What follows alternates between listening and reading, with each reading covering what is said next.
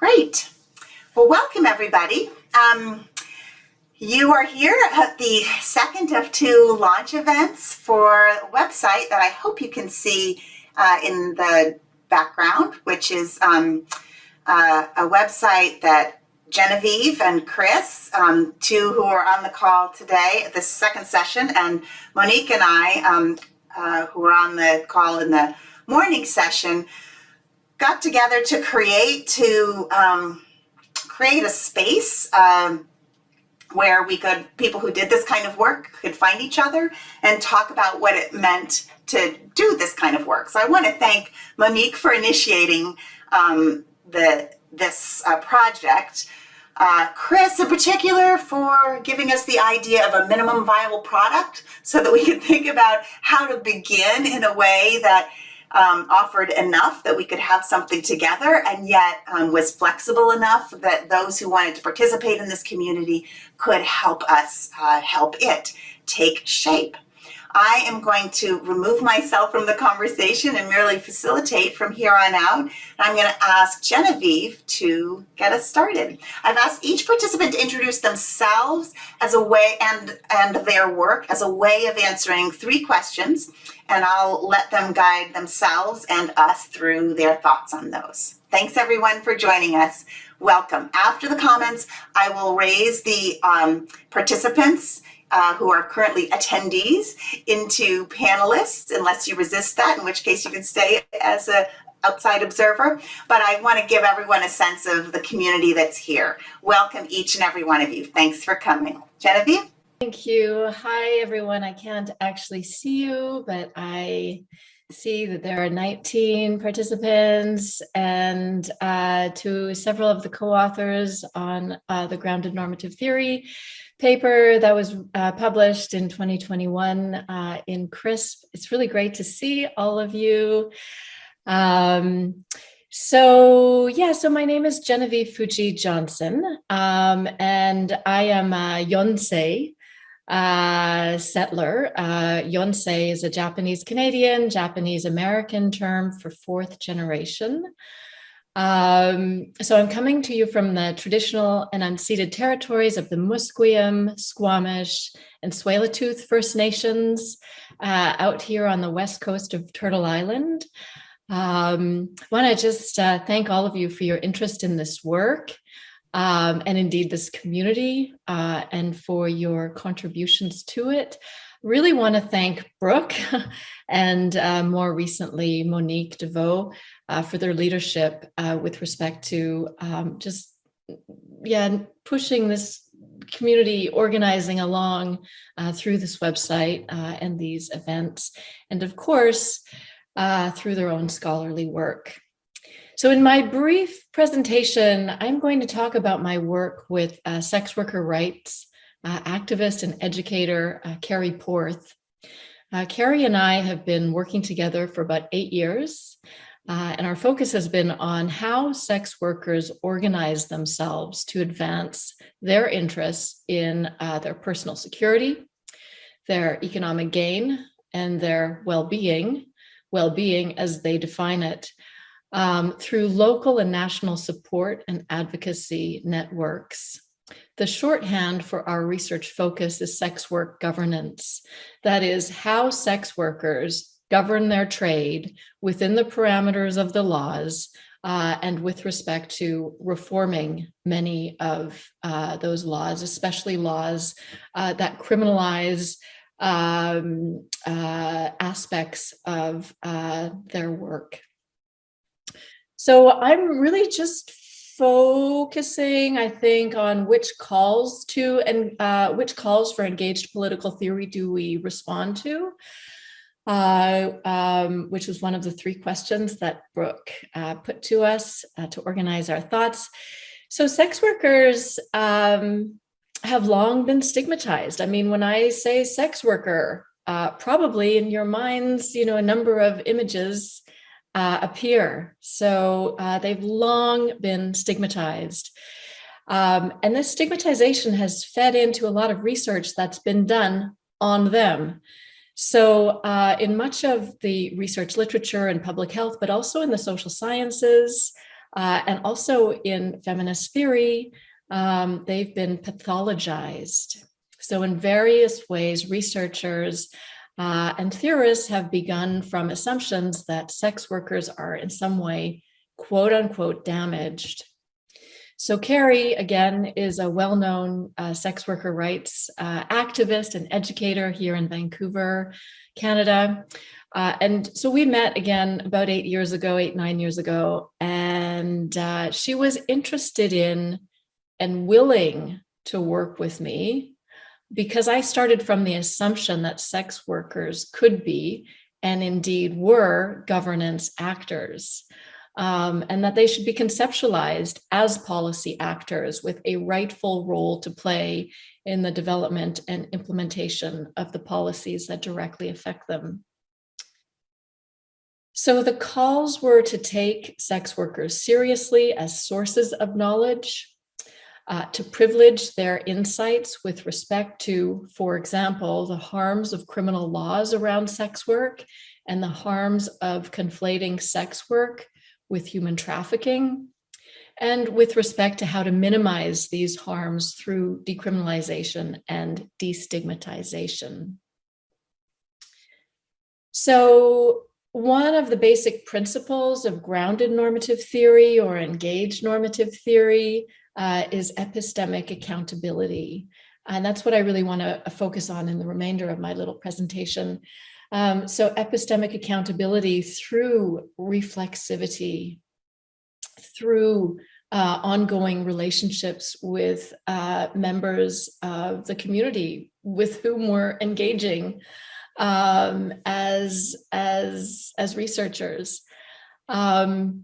So again, sex workers have been stigmatized and pathologized, and researchers have often perpetuated these forms of epistemic injustices against them. For example, negating their agency, discarding their knowledge, speaking over them in the name of speaking for them. In the work that Carrie and I do, we carry on conversations, regular conversations with other members of the sex worker rights communities in both the development of our research and in its communication.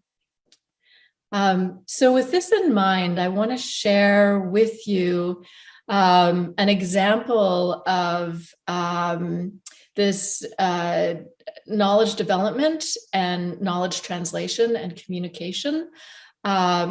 A big part of our current work is the development of a graphic novel project, which is aimed at translating our engaged research and theory back to both sex workers and sex worker rights activists, but also to broader audiences. Again, when I say sex worker, a whole host of often negative images, I'm sure, will appear in your mind.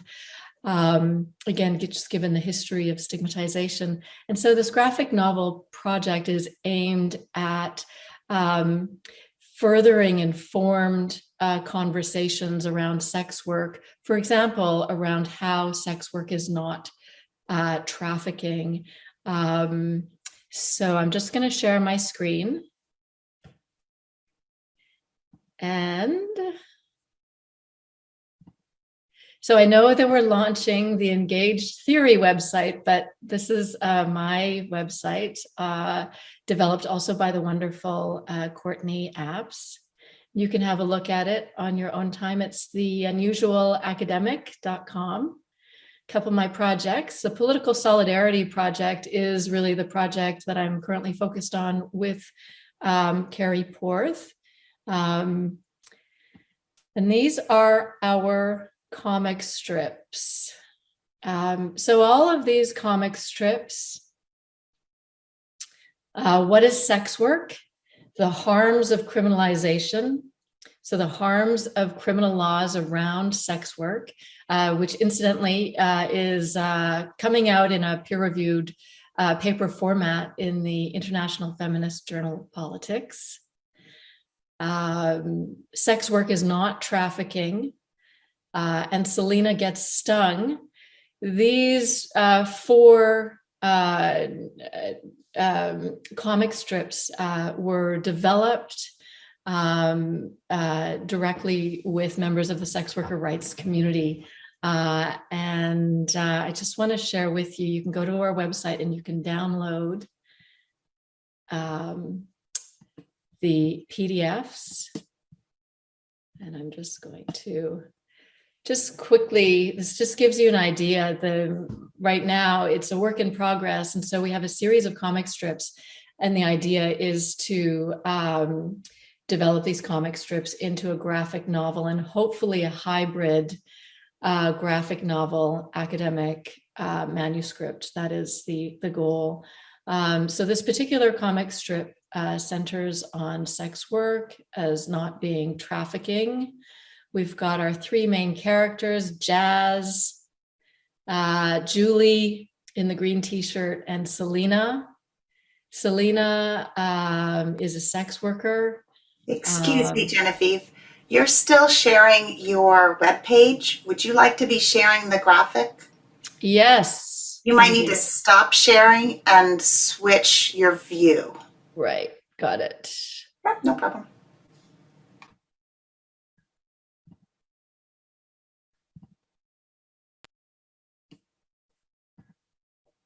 Okay, so this is the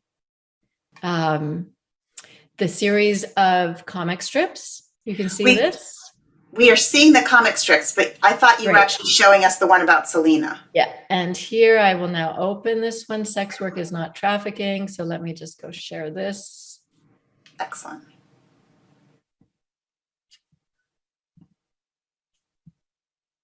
Okay. Perfect. You did it. Yep. I did it. So yeah, you would think after 2+ years of Zooming, we would all know how to share screens, but apparently not.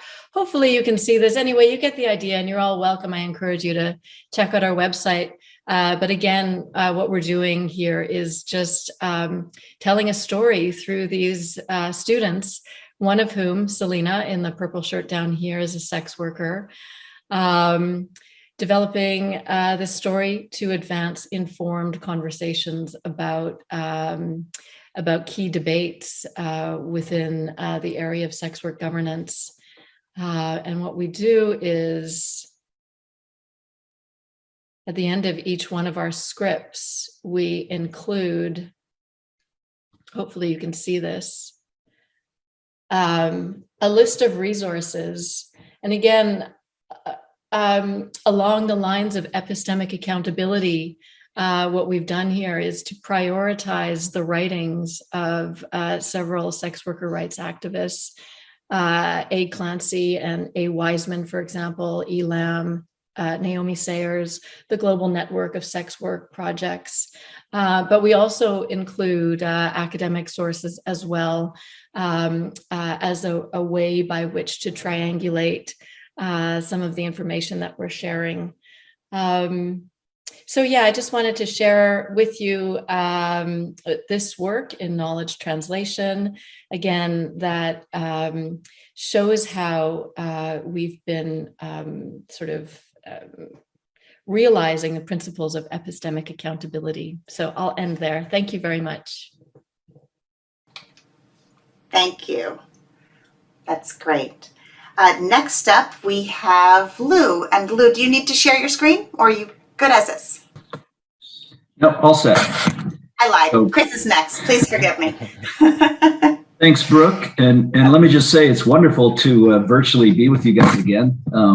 We had such a nice series of conferences and workshops and collaboration over the years, and I really have missed that being locked down here on this admittedly lovely island of Australia.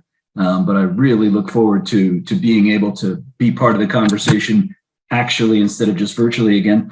So I'll just go over some of what got me into the work, just focusing on the practicalities of it as well.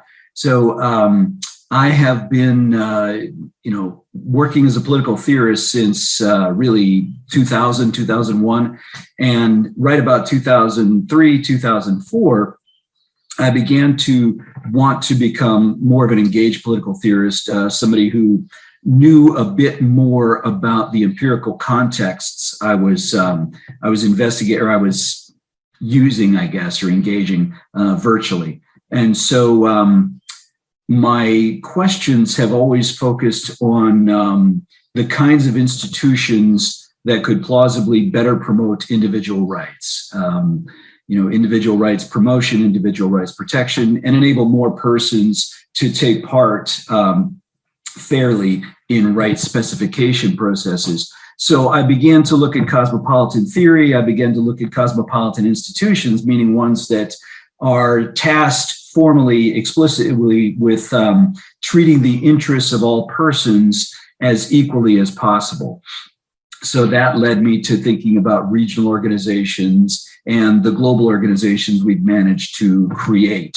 And that in turn led me into the field. So I was working in the early 2000s in the Arizona State University system, and I see Natasha in the audience. You may have my old office, Natasha, at ASU West Campus. And I had some sociology colleagues there who were very good about helping me understand what it might mean to adopt qualitative field methods to investigate. And I began taking trips with NGOs whose appointed task was to introduce people to border issues and immigration, but also the maquiladoras, the factories that are located just across the border, that sort of thing.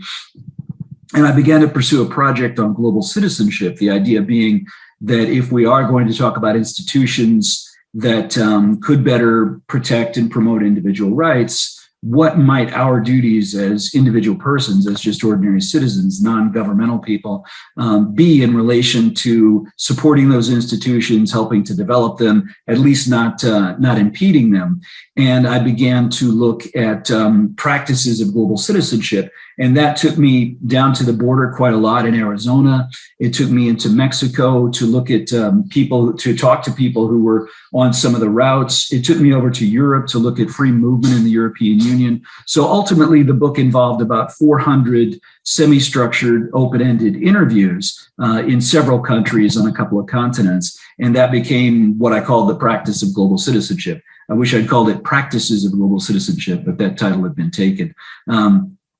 So that was that project. And then other aspects of the question emerged. And I wanted to start thinking seriously and systematically about neo-imperialism critiques of human rights dialogue, of cosmopolitan theory, arrogance critiques. It occurred to me as I investigated that that's where they were coalescing. They were charges that cosmopolitans, that people talking about universal human rights or universal morality, were in some ways arrogant, seeking to impose their own parochial understandings on others. And I wanted to get out there and talk to people at the front lines again of these sorts of dialogues. So one group I was particularly interested in, just Googling around, reading New York Times articles and that sort of thing, was the National Campaign on Dalit Human Rights in India.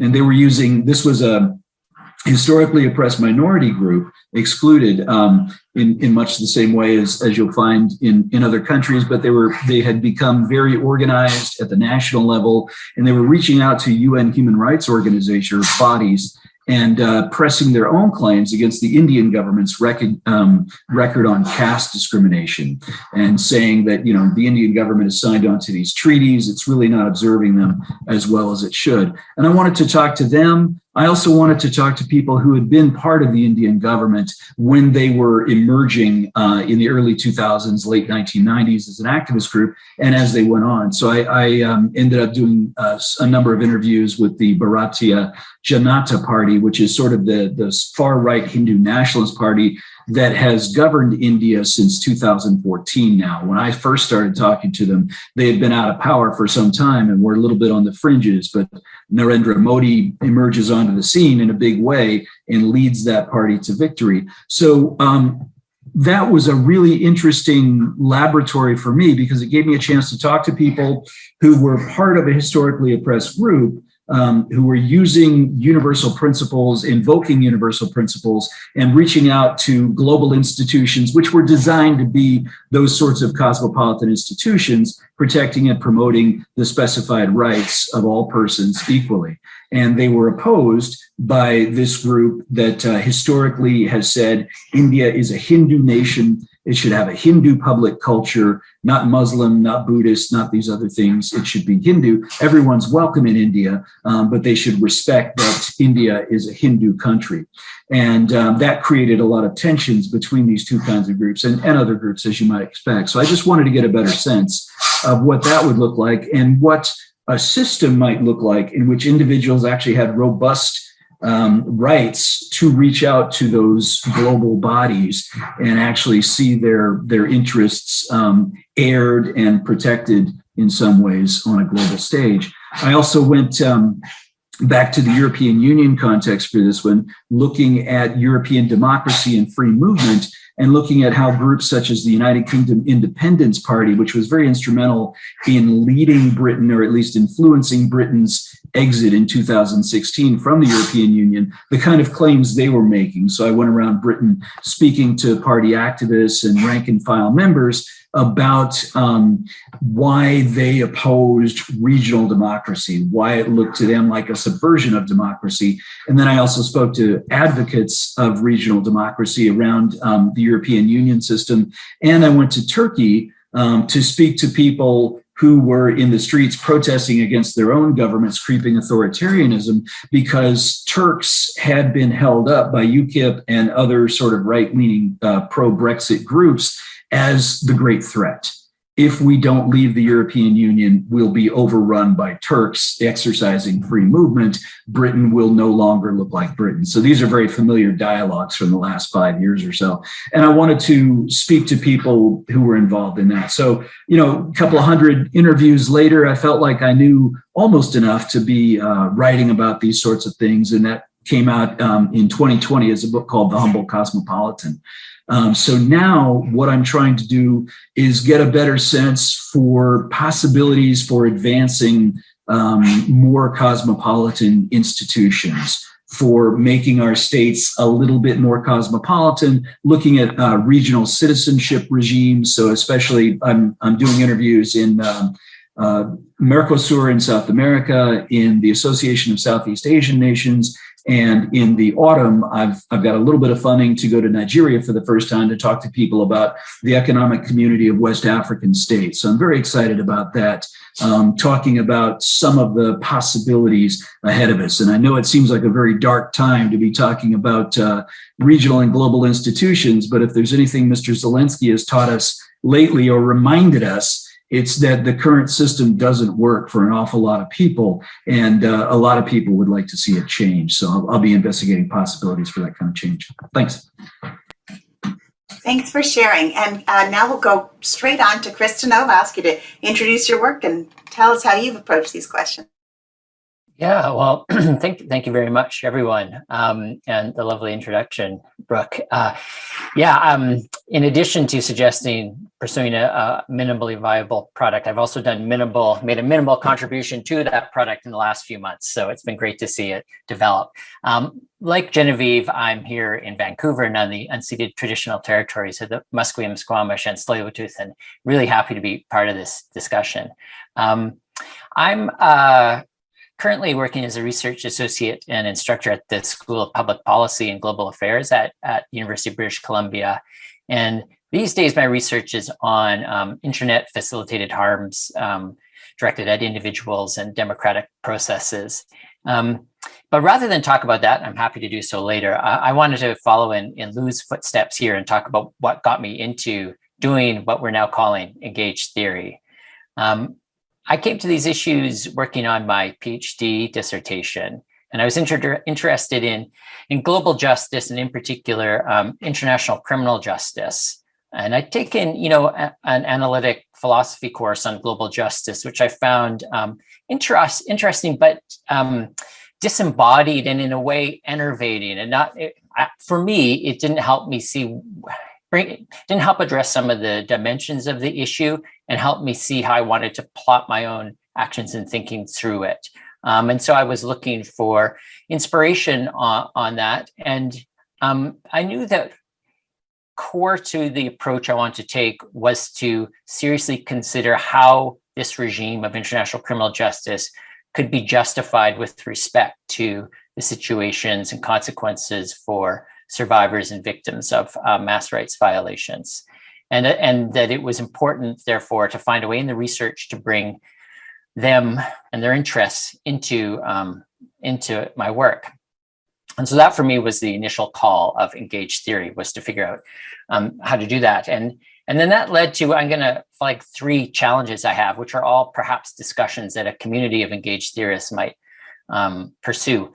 The first was just to explain the methodology and how I was going to incorporate perspectives of people in justice struggles. I found it quite easy to find theorists who would justify why this is important, from Judith Shklar to Iris Marion Young to others. But when it came to how to do it and how to bring it into political theory, that was more challenging. And, hearing Lou talk about the practice of global citizenship is interesting, because that was certainly for me an important example of this work that I found and came across, because of, Lou, how you described what you were doing and why. And one thing that really struck me was, you mentioned in it, interacting with people who were, as you put it, acting as though it were already possible to be global citizens. And so both attending to the practices and the visions, normative visions included, of a world we might strive for, I found an interesting and important contribution. So what I did was conduct focus groups and interviews in post-conflict communities in Kenya and Uganda, including often discussing their evaluations of global governance efforts to promote justice in their names or on their behalfs. And doing that kind of research led me to a second area of methodological challenges, which has to do with the ethical questions that arise in conducting research. This research is founded on the presumption that people who face oppression and injustice are often neglected or instrumentalized or not considered. And so to do the opposite of that in one's research is a challenge, and it seems important and it's invigorating, but it's often complex and so I can imagine thinking, about these issues and what kinds of ethical responsibilities do you have when you're, in a advocacy office and the electricity is going in and out because it's perpetual brownouts, and one of the people you've been interacting with, you've just heard, has been arrested by the police, perhaps related to the organization's work. Or what do you do when you're interviewing someone and trying to hear about visions of justice, and they take the pictures of her children who've been killed in a fire during political riots out, and can hardly do so because our fingers are gnarled from the scars of the same fire, and you're there, and there are things you can do and can't do, and there's a lot to work through and process emotionally, but in many ways, but also if you are putting into practice some of the commitments that we're talking about in our theory, what does that look like in these moments, in these specific interactions, but also in the broader process of research, the analysis, the writing, the publishing, and so forth. And I should say I've learned a tremendous amount from Brooke and Genevieve about this, about these conversations, some of which get published and some of which don't, about how to navigate these types of issues. And then the last real challenge for engaged theory, I think, is there's a commitment by many to have a positive impact, to help ameliorate justice issues or injustices. And there too, I think, in my own reading of political theory at the time, and to an extent still, there's not as much written about that. How is the political theorist acting and having an impact in these areas? And so I found, for instance, Brooke's work really inspirational, positioning the normative theorist not only is the decider of what one ought to do, but an investigator of the types of relationships and the processes that one could be involved in as the focus of normative theorizing. And then there's the many other things that people do that might not show up in formal publications, but are part of that contribution. And, Genevieve showed us some at the beginning. I've talked to everyone on this panel and others about things they do. And I find Fauna's work, which we'll hear about soon, in a way the most concrete, in that you're actually building the infrastructure for communities to pursue justice or rectify injustices. And that, I think, is something that is difficult to put into the kind of spaces of conversation that political theorists are often in. And so those are kind of a brief identification of what I think are some challenges I faced in trying to do this research. And I think things that could very productively be discussed by a community, perhaps, around this website and hopefully in events going forward. Thanks. Thank you. That was really generative of a full agenda that we could turn to. Fauna, I'm going to let you close us out, and then attendees, I will graduate you. I'm trying to come up with a less hierarchical term for turning you all into panelists. But we are going to be tight on time, so I invite you to prepare your question or comment or contribution. Thank you. Fauna.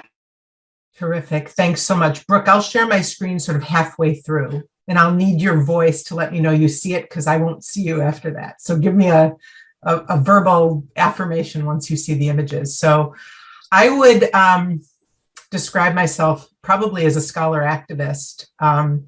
I'm a principal in a civic and architectural research practice located at the San Diego-Tijuana border. It's an unconventional partnership between a political theorist, me, and an architect and urbanist, my partner, Teddy Cruz.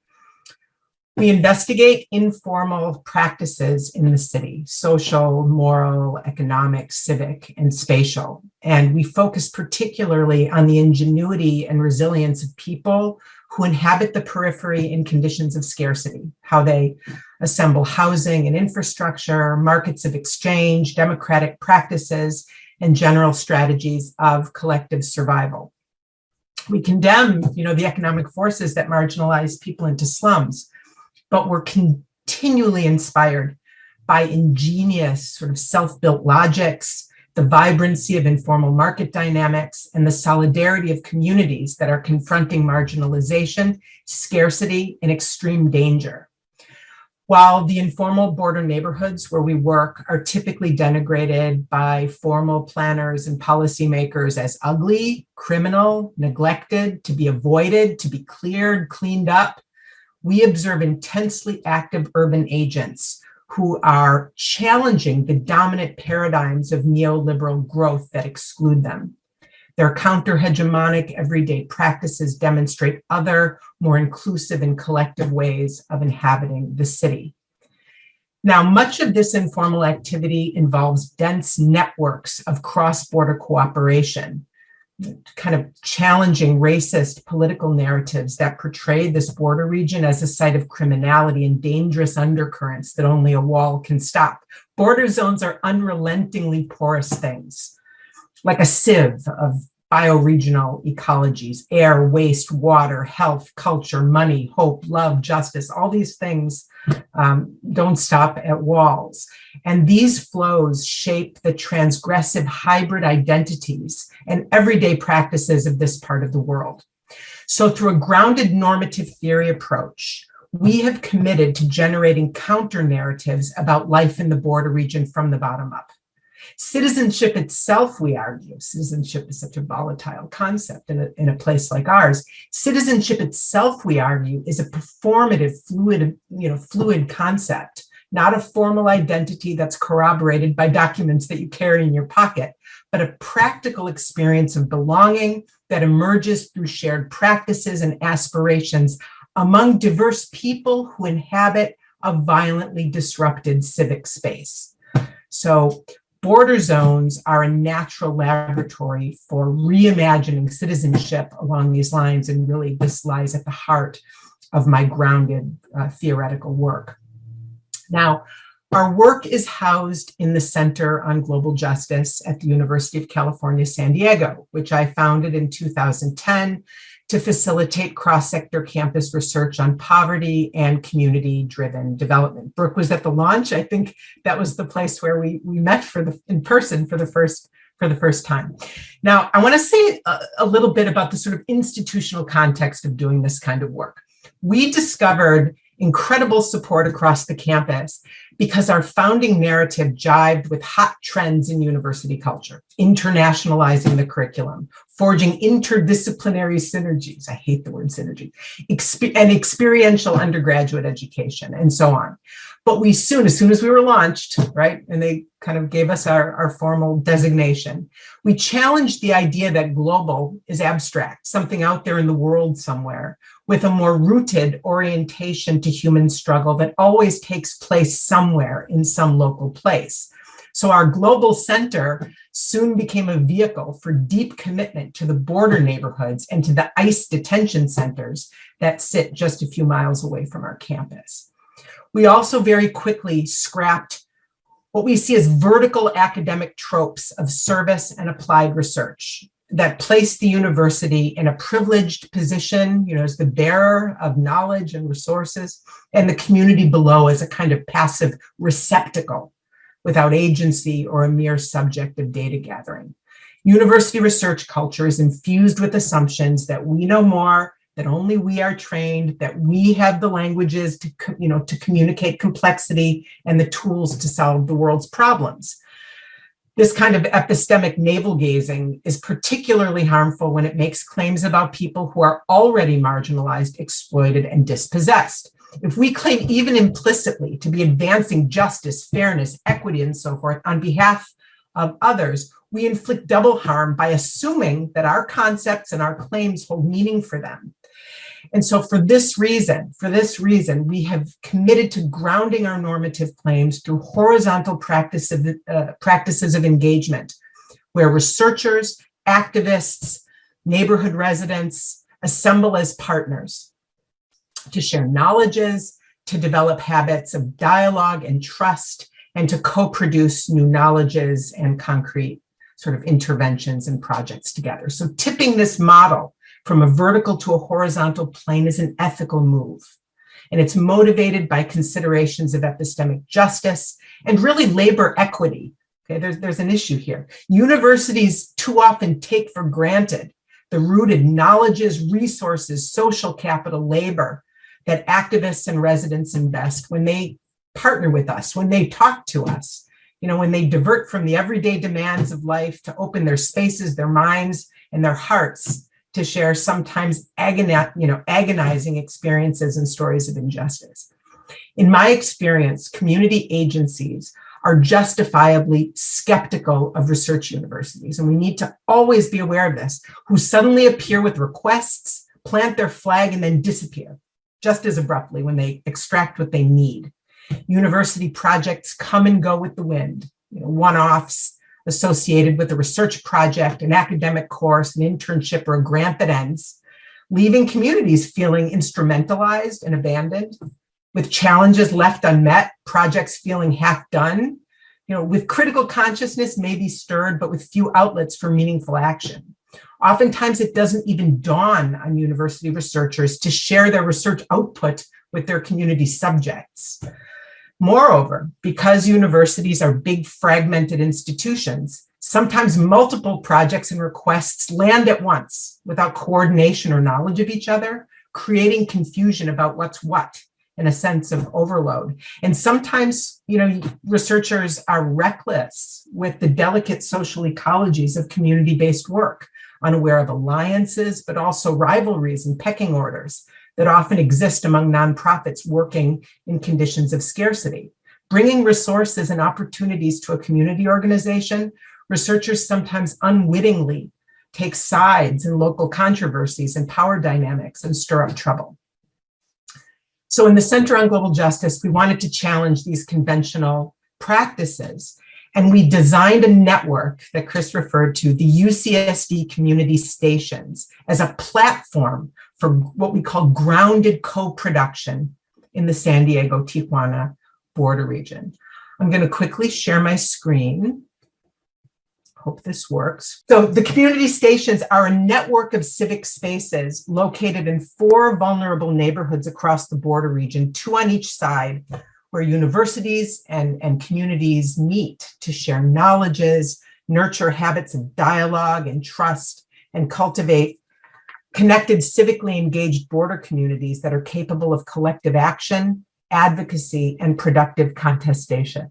I don't have time to get into what we do in each one of these stations, but each one of them is responsive to the priorities that are articulated by these communities. And together, we assemble the resources, the networks that are necessary to move the needle on these things, all the way from cultivating public spaces into vibrant sort of civic spaces, social and emergency housing on both sides of the border. Right now, we're developing a refugee sanctuary in Tijuana, designed for 400 refugees from Central America and Haiti who are escaping poverty, violence, the devastating impacts of climate change. And we also lead binational sort of conservancy initiatives and sort of environmental remediation projects. So big infrastructural projects that we're able to sort of incubate from the base of these community station sites. So we see these stations, there's so much more to say, Brooke, and I'm just going to stop. Each one of these spaces is a site for grounded theoretical reflection and production, but also sites of concrete action that improve quality for vulnerable communities in these sites. So I'll stop there. Wonderful. Thank you, everyone. I am now going to have us all switch to the gallery view, and I will invite Chris to, unbeknownst to him, to facilitate a brief transitional conversation while I graduate our guests from being into being panelists. I guess that requires turning off the old mute button here. Wow. It's interesting to see names that I recognize and those I don't. I'm hearing a little bit of strange feedback here. Hopefully that's not true for others. There was a conversation earlier today, the first session of this, and I'm wondering, are there any points of like continuing threads of discussion brought up there that Brooke or Monique or others might want a flag? Or should we just turn straight to some new questions? I do think they're quite complementary. Both Fauna and Monique were there. Do either of you have something you want to add to that? We'll be creating an agenda for further conversations.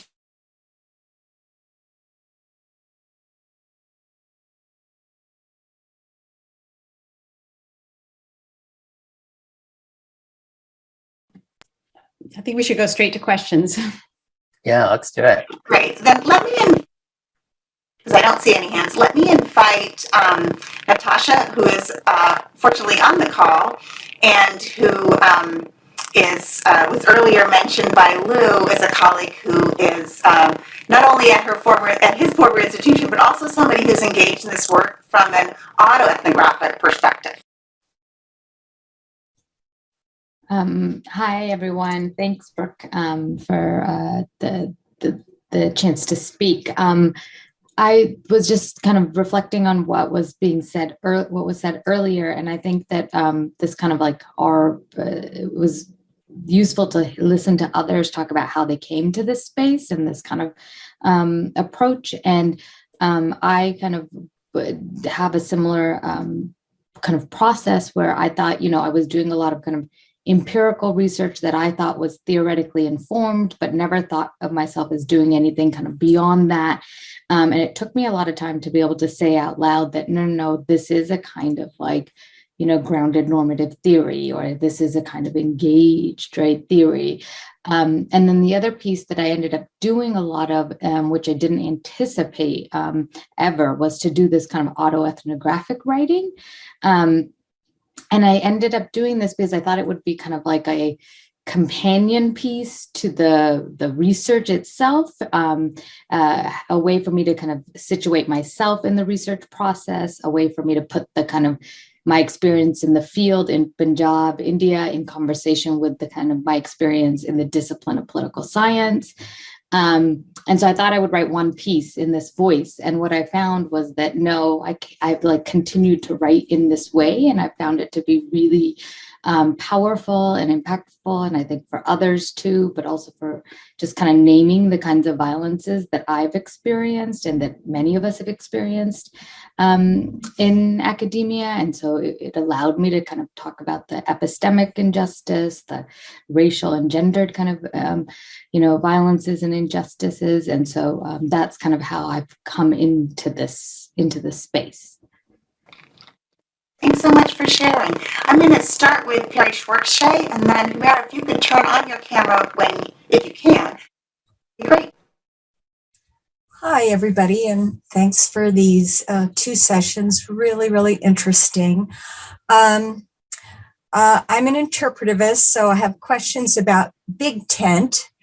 But before that, I wanted to say that my current research project and passion is critical reading of formalized ethics review.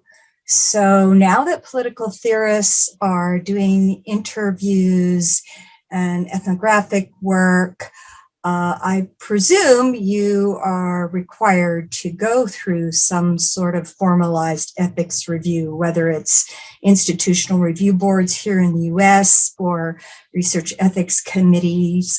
I think it's HREC in Australia. I forget exactly what that's called. So if you have issues, questions, problems with your formalized ethics review, please contact me. I'm really interested in working on that more. And then just there was an issue that was raised in the first session, which was how big a tent was this effort. And so, I was wondering in particular about what was called at one point comparative political theory, and thinking about Farah Godrich. And then just wondering too about some other political theorists that I know that have been working on ethnography, like Matt Longo and Bernardo Zacca. And so kind of to what extent have you been reaching out to people doing interpretive methodologies and methods, and what's your vision of the tent? So I'll stop there. The question is a great one. We talked about, or we raised it in the earlier session. It probably needs its own session. Let me go to Humera, and then to Hans.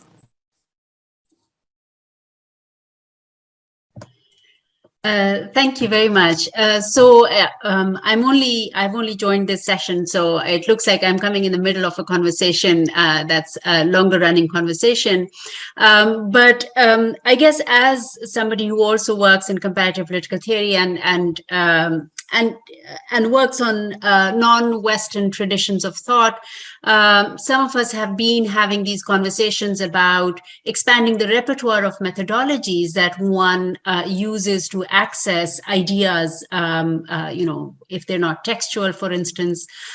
But one of the things that I was struck with, and this was really helpful listening to all of the presentations today, one of the things that I was struck with, and I wondered if there's a way that you have also spoken about this or discussed the possibilities around this, is that in itself, and I have actually, I advocate ethnographic research. I also have carried out oral histories, etc. But I think that by itself, that doesn't allow us to question our own normative assumptions.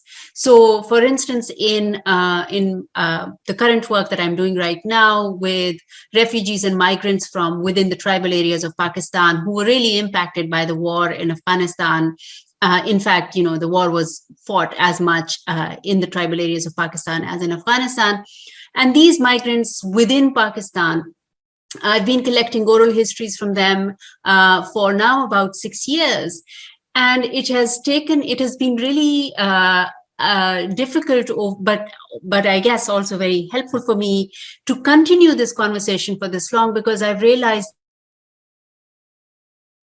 that there are multiple and certainly some very different conceptions of justice at play. So I walked into that conversation with a particular vision of justice, and some of the visions of justice that they are bringing to the conversation are not about individual rights to start with. They're also not about legalistic frameworks of justice, and certainly not about statist frameworks of justice. And so, that has been a challenge, and I've had to kind of think about my own assumptions about justice and my own normative commitments about how justice is to be facilitated.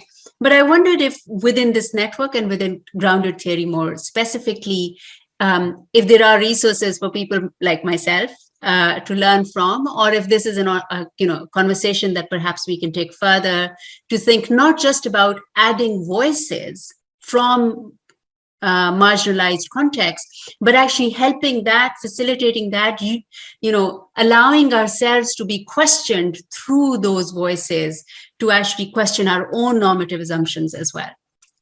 Thank you. That's a super question. I'm going to use it as a transition, and Hans, I won't forget that your hand is there. So on the website, you will see that the resources section has 3 categories.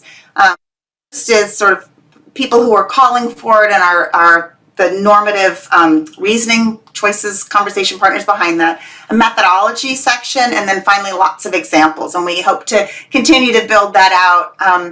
I thought I might turn to Lou and Genevieve to offer 2 interpuntal responses to that framing that I think you'll find are maybe complementary, but not the same. Thank you. I want to, sorry, Lou, I just jumped in. Go ahead. Okay. Just in the interest of time, I'll go real quick. Hi, Hans. So Hans has a chance to respond. Peregrine, thank you so much for the big tent question. Yeah, so before I came to grounded normative theory, engaged theory, I identified very much with your work and Dvora Yanov, of course, and have used your methodological work to inform my work. And so I still consider myself an interpretivist. So my engaged theory is very big tent. For me, however, I'm drawn to the language of engaged theory because at least how we've discussed it over the years and developed it over the years, we crank up the epistemic accountability. And so, for example, within interpretivism, of course, member checking plays a huge role. And in the work that I'm doing and Fauna's doing and Lou and others are doing, that member check, it's much more, it's deeper than member checking. It's ongoing relationships. Again, I've been working with Carrie Porth for 8 years. And so again, my big tent, just cranking up a few of the principles, I think, within interpretivism, but also I consider myself a critical scholar as well, one that is oriented toward action, concrete action. And so, again, very much in line with the work that Fauna's doing. My work doesn't just end with the academic publications or even the graphic novels.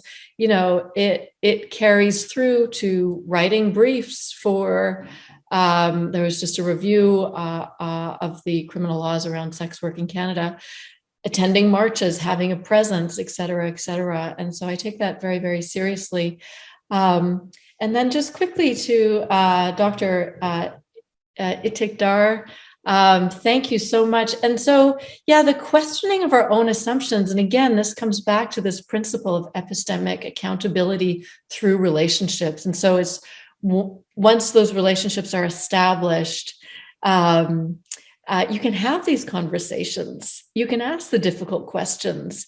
You can engage with your research participants. really your research partners to engage in this sort of reciprocal questioning, I think, and discussion. So yeah, so thank you very much for those questions. And just to add to that a little bit, Humaira, if I may, what you're describing is, I think, the primary rationale for getting out and talking to people, because it's all too easy to sit there and say, okay, I've got this rights framework that I've spent, all of my graduate school career and the first few years of my, my working career formulating, and I'm going to find cases to apply it to. But then you go out there, and the first thing you learn is that some of the key, some of the principles of something called the National Campaign on Dalit Human Rights had real reservations about adopting the language of human rights. And by learning more about their struggles and why they ultimately chose to go with that language, because it ties into actionable rights that you can actually press when you go to the government, when you go even to the police station and try to get them to take a report about an atrocity that's happened in the community. That was very instructive for me and helped to reinforce for me some of the advantages to speaking in terms of actionable rights that are enshrined in law that you can press through the courts and through activism. It's certainly not the only way to look at achieving aims that people would have for bettering their lives and those of their family. And I think you learn more about that. And just very briefly, one of the things that I learned, so I think you and I it sounds like we have a similar method where I go into the field with an idea of my theoretical framework, but then hopefully an openness to being challenged on it, to having it adjusted, if you will, through interaction with people who know a lot more about their own context than I do. And one of the things in the earlier book that happened was I went out there thinking that migrants were going to be an actor of a certain kind in the context of global citizenship. And what I very quickly found was that they were enacting something like global civil disobedience or trans-state civil disobedience. And just based on what they were telling me, not in the language of rights necessarily, but based in the claims they were making, saying, I can't make a go of it where I am. I have to come here if I want to, take care of my family in this particular way. Then I very quickly began to develop the idea that it was more like global civil disobedience than anything else. And that became very central to the arguments I made. And I was completely led there by the people I was talking to. Okay, Brooke has given me a follow-up question or not? I'm not sure. Oh. Brooke has given me the go-ahead to ask my question. I know we're running out of time, so I'm going to try to make this very short. As analytical researchers, like the traditional way of researching, qualitative research, for example, if we come across findings that we don't like, that don't go along with our own, normative convictions, we report those findings, of course, right? But as grounded normative theorists, how do we deal with opinions or content that we're not happy with, that don't fit our thinking? I think we're in a very difficult or interesting, maybe just relationship with our co-theorists, because we are producing this theory together with them, but we don't always agree with them. So how do we deal with this? If we're out of time, it's just a question for all of us maybe to think about and maybe discuss in another context. Thank you. There are, in fact, so many questions that have been raised at this session and the previous one. And while there was significant overlap, there was also just endless broadening. So we've shared the website in the chat, and we'll resend that as a follow-up. I invite you also on your own initiative to reach out to us with ideas of future conversations like the one we've had. We've generated a ton of ideas for those, as well as now, we are not committing to your to-do list. We're reasonable folks in that regard, but we would really be interested in your ideas about what would enable this to be a sustainable and sustaining community for you and your research, as well as you and your graduate students and undergraduate students, I think, can be brought into this work if we do it in an informed and informing way. Certainly sharing our scholarship is a great way of doing that, and if we can master the production issues, these will be available, hopefully well, as time accumulates, well archived, so that where these conversations not so much began, but where they've been continuing and where they've come from within our community. So I want to thank you all very much for participating. I will close us out on time and look forward to seeing you in other follow-up discussions. Thank you so much. Bye-bye.